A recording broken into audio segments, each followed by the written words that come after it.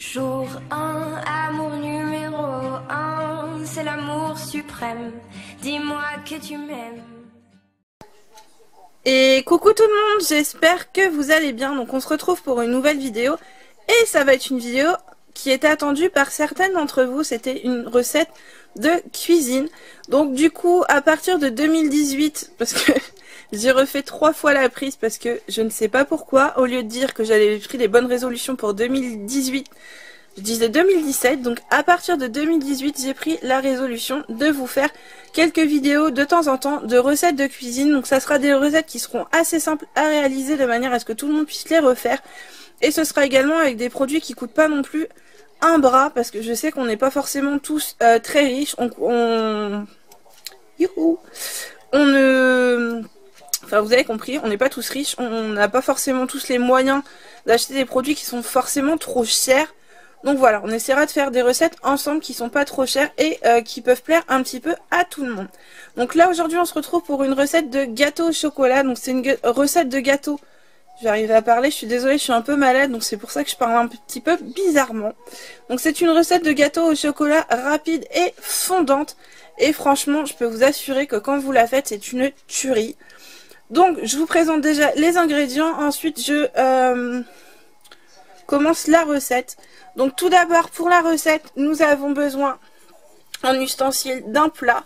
Donc soit un plat, donc moi j'ai pris des plats durs, mais après vous pouvez prendre des plats en silicone ou ce que vous voulez. Après moi le silicone je suis pas forcément adepte parce que je trouve que c'est pas forcément pratique et que ça a un petit goût. Après vous faites vraiment ce que vous voulez. Donc si vous prenez un moule comme ça, on va en parler tout à l'heure, il faudra bien le beurrer pour être sûr que ça ne colle pas. Ensuite il nous faut bien évidemment un saladier pour faire notre petit mélange. Ensuite un petit fouet que tout le monde a chez soi, une cuillère à soupe, ma copine la Maryse.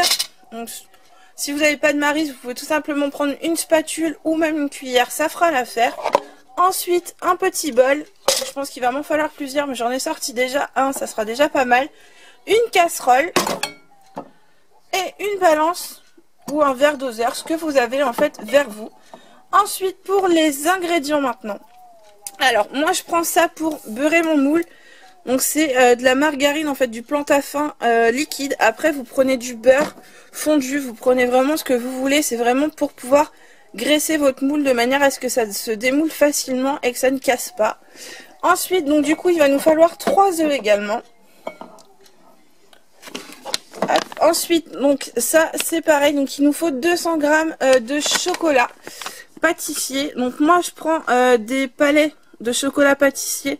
Donc vous pouvez en trouver chez Leclerc, donc de la marque Repère. Parce que moi je trouve ça vachement plus simple et beaucoup mieux à travailler. Donc j'ai fait un stage en pâtisserie.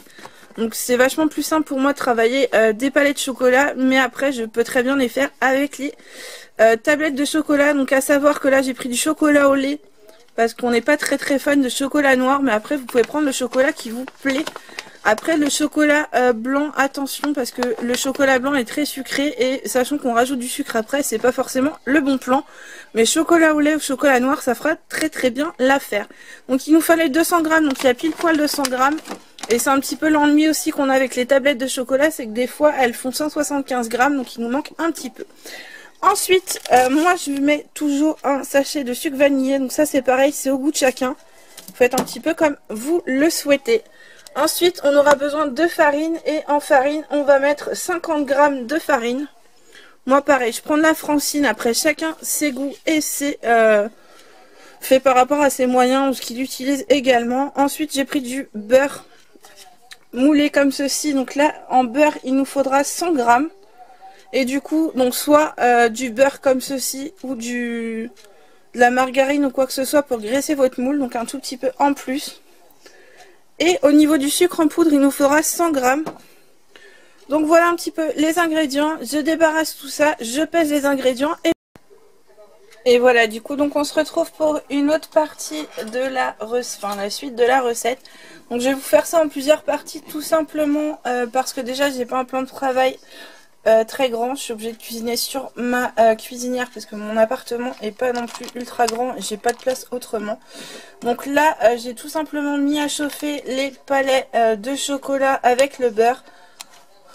Donc voilà, ça met un peu de temps. Je mets ça à feu doux. Donc certains le font fondre au bain-marie.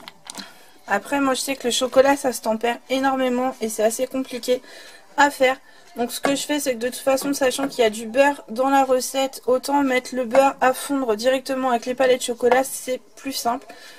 Donc du coup, là ce que je fais, c'est que je fonds mon chocolat avec mon beurre et je vous retrouve parce que du coup ça va mettre un petit peu de temps quand même, au moins 5 minutes. Donc il n'y a pas très fortement d'intérêt que je vous filme du beurre et du chocolat en train de fondre. Donc du coup je fais ça et je vous retrouve ensuite pour la partie préparation. Donc la suite de la préparation. A tout de suite.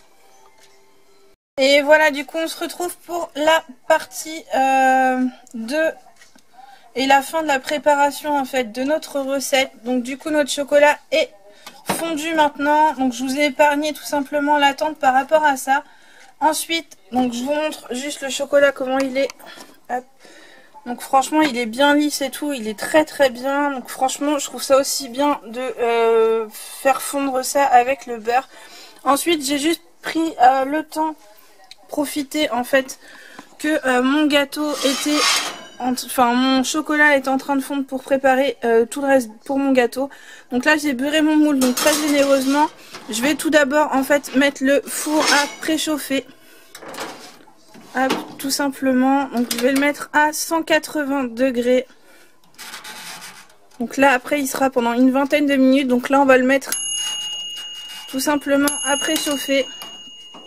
Voilà, on va le mettre tout simplement à préchauffer dans le four. Donc je vais laisser le plat comme ceci et on va finir notre recette. Donc comme je vous le disais, pendant ce temps là j'ai pas perdu de temps, j'ai beurré mon moule, j'ai préparé donc le sucre et le sucre vanillé dans ce petit bol. Donc là il y a 100 grammes, donc comme je vous disais, de sucre et donc le petit sachet de sucre vanillé.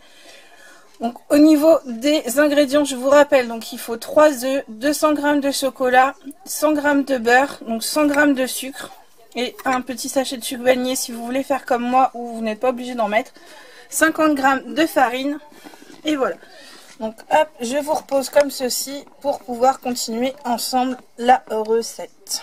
Donc j'espère que vous allez bien voir, parce que comme je vous disais, j'ai pas un plan de travail, donc c'est pas évident de pouvoir filmer. Donc tout simplement, on va prendre notre petit saladier et à l'intérieur, on va donc hop, mettre comme ceci notre sucre et notre sucre vanillé, tout simplement. Voilà, et on va mettre les jaunes à l'intérieur, enfin les jaunes, n'importe quoi. Je vous dis des bêtises, les œufs à l'intérieur, donc c'est bien les œufs, mais c'est l'œuf entier, et on va les mettre dans notre saladier. Et on va faire ce qui s'appelle blanchir les œufs. Moi je le fais un par un pour éviter que ça soit vraiment trop compliqué. Donc c'est tout simplement en fait le fait de prendre votre fouet, votre sucre et vos œufs et de mélanger ensemble vos ingrédients. Donc voilà, hop. Donc on fait pareil avec le deuxième. Donc c'est une recette, comme je vous le disais, qui n'est pas compliquée à faire mais qui fait vraiment son effet parce que franchement elle est vraiment très bonne. Donc je m'excuse parce que je vois que l'appareil photo bouge, mais je peux pas franchement faire mieux. Hop. Donc je finis ça et je vous montre quand même ce que ça donne du coup le fait d'avoir blanchi les œufs avec le sucre, pour ceux qui ne savent pas ce que c'est. Voilà, donc là on fait pareil avec notre dernier œuf. Donc c'est tout simplement pour éviter qu'il y ait des grumeaux, que ce soit plus facile pour nettoyer, pour mélanger par la suite. Pardon. Hop. Et du coup, voilà un petit peu ce que ça donne. Donc nos œufs sont blanchis avec notre sucre. Et là, on va tout simplement rajouter le petit peu de farine qu'on a, donc les 50 g de farine. On prend notre bol et on l'ajoute à notre préparation qu'on a avec nos œufs et notre sucre. Donc, ce qui va nous donner le début de notre mélange pour notre gâteau. Et je vous dis, franchement, c'est juste une tuerie. Donc moi, après, je préfère le chocolat au lait. Mais après, c'est vraiment suivant les goûts de chacun. Je sais que j'en avais fait un au chocolat noir aussi qui avait beaucoup plu. Et même les gens qui n'aiment pas le chocolat au lait, quand je l'ai fait pour l'anniversaire il n'y a pas très longtemps, l'ont trouvé très bon. Donc voilà, ensuite ça nous donne ce petit mélange. Et là, on va tout simplement rajouter notre chocolat. Donc du coup, pour pas perdre de chocolat, hop, je vais me ravancer un tout petit peu. Voilà, on débarrasse tout ça. Donc tout simplement pour pas perdre de chocolat, comme je vous le disais, on prend la petite Maryse ou une petite spatule. Donc c'est tout simplement pour pas perdre de chocolat en fait. Donc voilà. Hop. Point de vue gourmandise, plus il y a de chocolat, mieux c'est. Forcément. Et vous voyez, j'ai fini le chocolat quand même, le temps qu'on fasse tout ça et le temps qu'on parle ensemble. Ça fait déjà un petit moment et le chocolat est toujours lisse, tout simplement parce qu'il a été fondu avec le beurre et que ça lui donne cette couleur brillante. Et franchement, c'est super joli. Alors, petite astuce pour la vaisselle par la suite, du coup, n'hésitez pas quand vous avez fini tout ça, à mettre un petit peu d'eau dans votre casserole, tout simplement pour éviter que justement le chocolat ait le temps de fondre. Parce que le chocolat fondu, c'est un petit peu compliqué à nettoyer. Quand vous le faites aussitôt, c'est quand même beaucoup plus pratique. Donc voilà, on va dire qu'on a tout mis dedans, il n'en reste plus énormément non plus. Donc voilà. Et là, on va tout simplement remuer notre mélange pour faire notre appareil à gâteau. Donc au niveau de la cuisson, ça dépend vraiment de votre four. Donc moi je vous ai montré, j'ai un mini four. Donc du coup ça cuit beaucoup plus vite. Mais n'hésitez vraiment pas à faire attention à la cuisson. Moi je sais qu'en général je mets 20 minutes mais je reste vraiment à côté. Et du coup tout simplement vous n'avez plus qu'à piquer quand vous voulez sortir votre gâteau. Quand vous sentez que ça commence à sentir le chaud.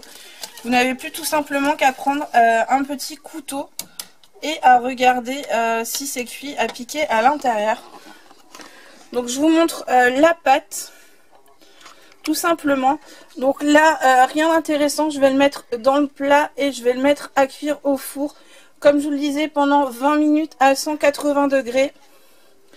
Et du coup, on se retrouve pour la fin de la recette pour vous montrer le résultat final.